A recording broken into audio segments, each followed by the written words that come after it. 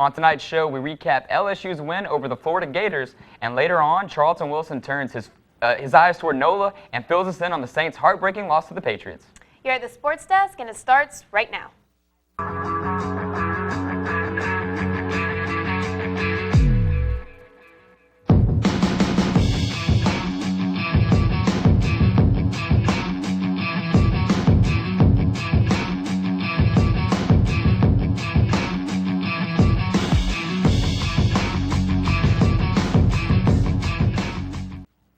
Hello and welcome to the Sports Desk. I'm Rachel Richlinski. And I'm Morgan Beard. Now, before we get to LSU's win over Florida this weekend, Rachel, it seems like the future gets brighter and brighter for another LSU sport here on campus. Yeah, LSU basketball. That's right, Morgan. You know, head coach Johnny Jones continues to impress with his recruiting ability. Today, the five-star Australian power forward Ben Simmons, who is ranked number 4 by ESPN in the class of 2015, committed to play for the Tigers. Simmons chose the Tigers over basketball dynasties Kentucky, Kansas, and Duke. Simmons visited LSU this past weekend, and he made his announcement via Twitter this morning. He tweeted, "I would like to announce I have committed to Louisiana State University." He followed up his commitment tweet with, Thanks again, everyone, for the support. Excited to be a Tiger and play in the house that Pistol and Shaq built." Simmons was relatively Australia's best-kept secret, but since he transferred high schools and moved to Florida, he's been getting some well-deserved attention for his talent. Simmons is a 6'10", 230-pound forward that can rebound and drive the lane. He told ESPN.com that he chose LSU because he felt most comfortable with the support he'll receive in Baton Rouge. Simmons' commitment has moved LSU's 2015 recruiting class to number 3 in the nation, according to 247sports.com. And while LSU basketball is making waves in the offseason, the LSU football team is in the thick of their regular season. Following a conference win against Florida over the weekend, head coach Les Miles took to the podium earlier today to talk about how this game was different than the rest. Not as many yards as we're used to and not as many points as we're used to, but when you play a great defense, you play a team that's very, very competitive, it's going to happen that way many times. Great effort, and enjoyed the improvement that was made. And those improvements were evident as LSU only allowed 6 points to Florida's offense. Now let's take a quick look again at how it all unfolded on Saturday. LSU was back home after a win in Stark Vegas against Mississippi State as Florida was fresh off a win at Arkansas. Now here we start in the first quarter where both teams are off to a slow start, but Florida opened up the game with a field goal, but Mettenberger, with the response, throws it to Odell Beckham for the 25-yard pass. Now a roughing the passer penalty would set up a J.C. Copeland touchdown to give the Tigers a 7-3 lead. Here we go later in the second. Mettenberger throwing to his other favorite target with the sick catch, Jarvis Landry. Let's take another look at that real quick. With the pass interference draped all over him, he takes it anyway and goes the 29 yards. And this sets up a drive-ending QB sneak by backup quarterback Anthony Jennings, giving the Tigers the 14-3 lead. Now both teams exchanged field goals, but here in the fourth, Florida's trying to make a comeback and goes for it on 4th and 4 with only 6 minutes to go, and they get it. But the comeback was killed after linebacker Kendall Beckwith sacked and forced the fumble, ending Florida's drive right there as the game ended 17-6 with the LSU Tigers winning again in Tiger Stadium. Now LSU held their own at home and avoided the upset, but the same can't be said for other top teams. After an exciting Saturday of college football, the AP Top 25 poll saw a lot of movement. After big losses by Stanford and Georgia, the Tigers have ascended to the number 6 spot in the poll. LSU also leapfrogged Texas A&M, who needed a last-second field goal to beat Ole Miss. Now the poll will see a guaranteed shakeup next week as number 3 Clemson plays number 5 Florida State on Saturday. And who knows, Rachel, if the Tigers can take care of their business against Ole Miss, maybe they can climb into the top 5. Oh yeah, I'd really like to see that one happen. All right, now LSU fans experienced a flashback at the game. The 2003 National Championship LSU football team members joined the field as a kind of homecoming. The crowd watched as the members met in a huddle and did a breakdown and team cheer. It's something LSU fans haven't seen in years. Just as exciting, former members that joined the field included players that went on to play in the NFL. You might remember Devery Henderson, Joseph Adai, Michael Clayton, and Matt Mock. And the head coach of the former team, Nick Saban, surprisingly wasn't in attendance. I wonder why Nick Saban didn't show up. That's really my one big question. Oh, yeah. But anyway, after the break, Charlton Wilson will jump on the sports desk to explain something that hasn't happened to the Saints all season long. Stick around.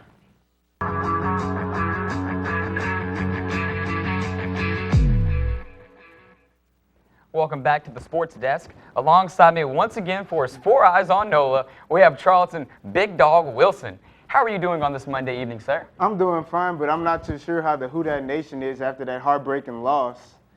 But it was a battle between two of the NFL's top quarterbacks in Drew Brees and Tom Brady. Only one could come out on top, and Tom Brady shot down the hopes of the Who Dat Nation with a dramatic finish ending the Saints' undefeated streak. But here's Drew Brees throwing to Travaris Cadet for his first touchdown of the season, putting the Saints ahead 7-3. But Patriots will answer back. Here's a familiar face to LSU fans. Stephen Ridley gets into the end zone to put the Patriots up 10-7. And here he is again running into the end zone. And he puts the Patriots up 17-7, and that'll be your score at the halftime. But the Saints will make the necessary adjustments. And here's Kyrie Robinson running it in for his first touchdown of the season. And here's a crucial possession for the Saints. And Drew Brees goes for it all and throws a bomb to Boomer Sooner Steele. And Saints take a 1-point lead in that game. But here's Tom Brady trying to answer back. But he throws a pick to Keenan Lewis. But that didn't rattle his confidence at all as he sucks the life out of the Saints with a touchdown to Kenbrell Tompkins and gives them the lead with 5 seconds left. And the Saints will drop down to 5-1. There's Rob Ryan. You can see the painful look on his face after that loss. But the Saints trailed in the first half by 10 points, and they made the necessary adjustments and eventually took the lead. But that was not enough to close out the game and return back to New Orleans with the W. Yeah, we did some good things in the second half, and I was proud of how we fought back in it. Obviously, it's disappointing, not to get the win, but you got to credit your opponent. And in this case, the offense, Tom, and those guys for New England, made a play late in the game, and those are tough. That's this league. The Saints have a bye week coming up, and they will need it to cope with the heartbreaking loss. They're looking forward to bouncing back and add some more wins.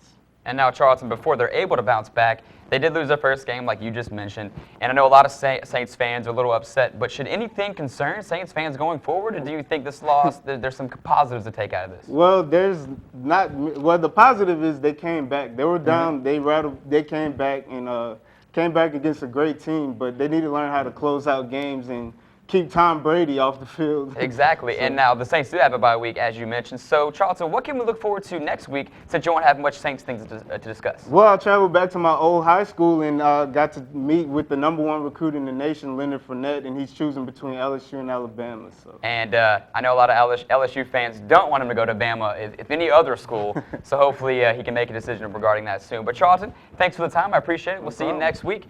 But coming up after the break, Les Miles being Les Miles. Trust me, you won't want to miss this one. Stay tuned.